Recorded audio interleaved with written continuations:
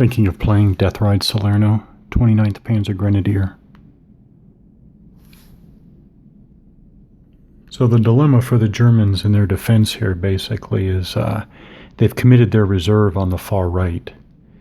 And yeah,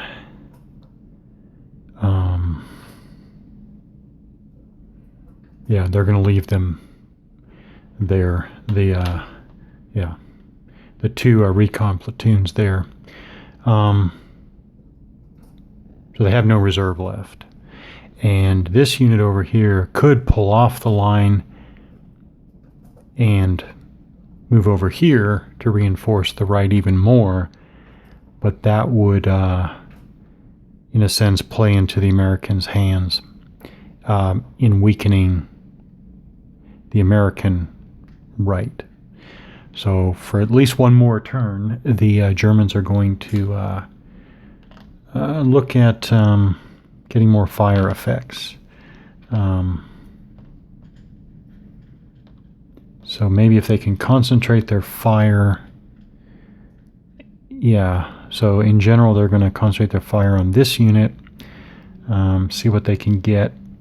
Hopefully they get lucky, and then over here, of course, they'll try to really beat back the Americans at close range now, or adjacent hex. So we'll see what happens with these fire attacks. So they rolled a pretty good 7 +1 for the elevation advantage. By the way, I'm not going to treat this as crossfire. This unit's fire coming down the hex spine. I'm going to say that that's not a different hex face. Not positive about that, but that's how I'm going to play that for now. They got an S1, and the important thing to remember about S1, important thing to remember, I think, in this game is that I think sometimes the best you can hope for is, again, to hold an enemy back for a time. I don't know how else to put it, but what is the best that they could have gotten? The best they could have gotten, see, they could have gotten an S3, so there's a 10% chance of an S3. And so here's the quick calculation. 10% chance of getting an S3. If it gets an S3,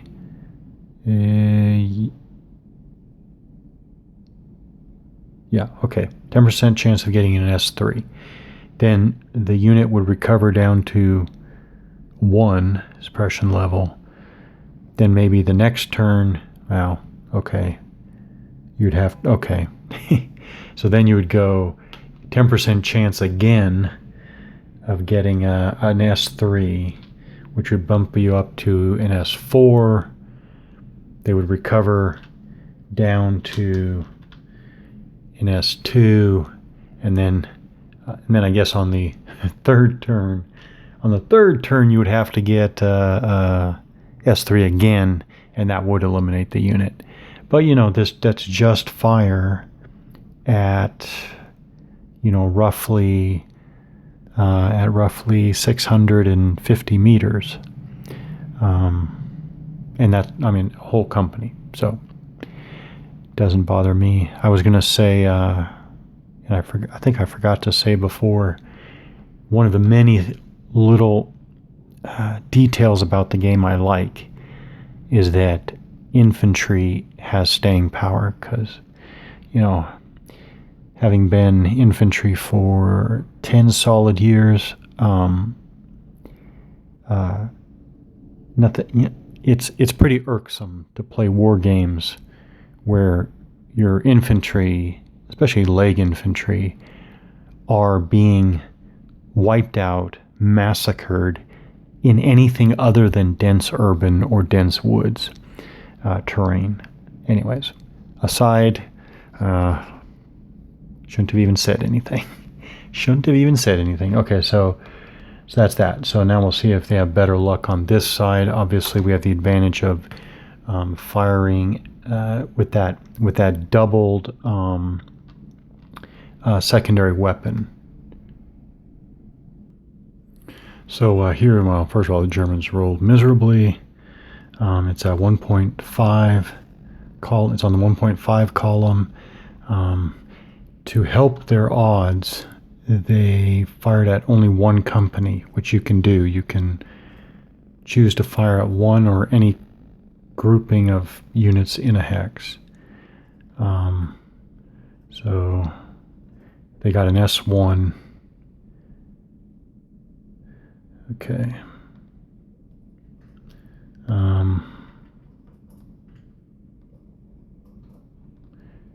Now,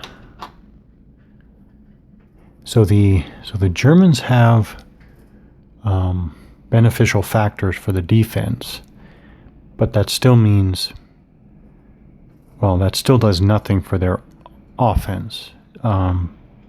They're fairly weak offensively. It's not dramatic though, but so let me see. So all of the American engineer companies are 8 or 10. Sorry, they're 10 weapon factors at just ×1, but adjacent they're 18, which kind of makes them a little better in close combat. The Germans, on the other hand, are 9 at just ×1 firepower, and 15 at close range. So they are, they are at a small deficit in firepower compared to the Americans. Plus, of course, the difference in the total number of units involved. So the American concept here. In general, I'm going to try to push these units forward no matter what and take the fire. The interesting thing, it's nothing major, but just kind of interesting. There is no need to waste time thinking about soaking up fire. In other words, when this unit moves forward, by the way, I think, well, I won't move it. When this unit moves here, it's adjacent to enemy units, so it's going to be defensive fire. It doesn't really spell out in the rules explicitly. I am inferring here. I'm inferring that when the unit moves there, both of these hexes can conduct defensive fire. Now, it's one unit in each, but I think it's this unit or stack conducts defensive fire, then this unit or stack conducts defensive fire. I think they both get to conduct defensive fire, but it's still by one unit / stack at a time, I think. That would be different than, yes, that would be different than opportunity fire. Okay. But this unit is also going to move forward, and when that unit starts moving forward, it doesn't matter what happened with this other unit. It starts all over again. These units are going to make their decision to conduct opportunity fire or wait till this unit gets adjacent and conduct defensive fire. So again, time scale of 1 hour, ground scale of 1/3 kilometer per hex. There is no soaking up fire, so to speak, so that everybody else can waltz forward.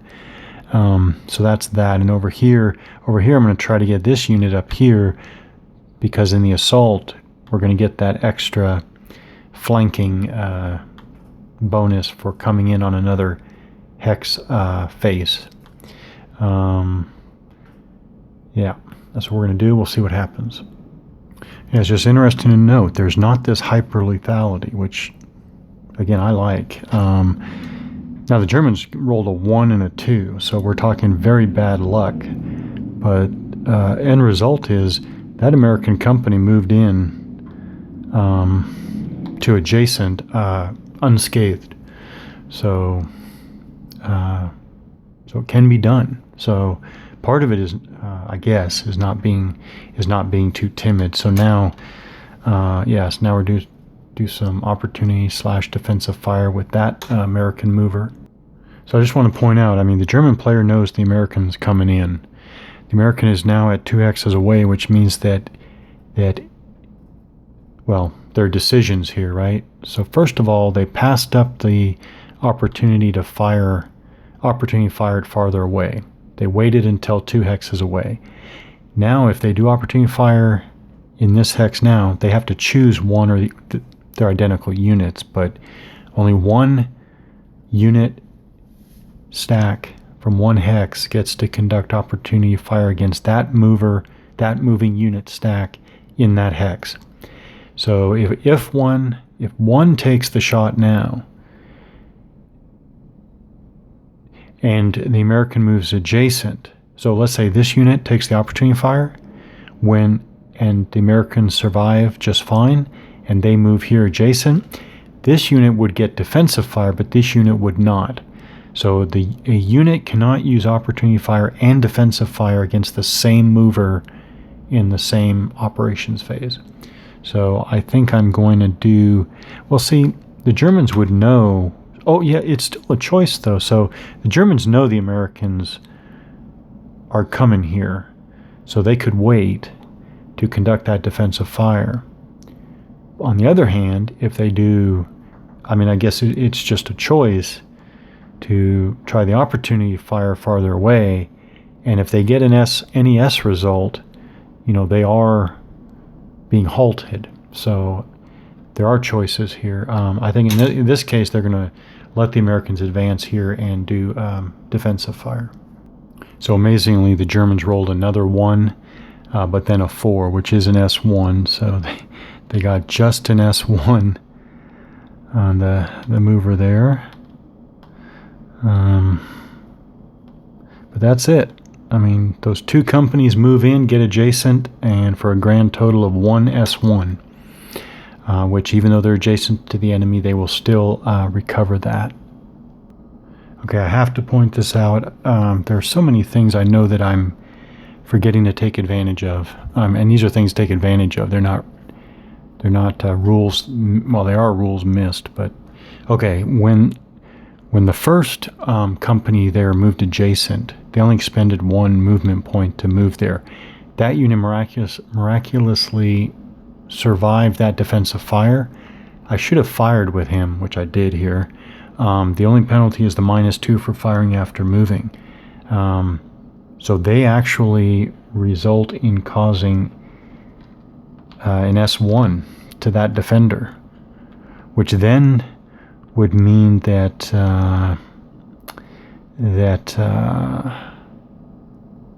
well, that would have been a slight adjustment. Suppressed units. I'm talking about for the second American company that came in. Suppressed units, if I remember correctly, cannot do opportunity fire, but they can do defensive fire. So in any case, I rolled the 1 with this unit and the 4 with this unit, so it's still S1 for the Americans. But this is significant now that the Germans, and it's the Germans not in the fortification, are now suppressed to level 1. So many things to consider, just so many. And this is the exciting thing about the game. And this is like the most basic tactical situation we're looking at. When you layer on all the rest of it, it gets incredible. But this stack used fire combat against one of the defenders there and actually caused an S1.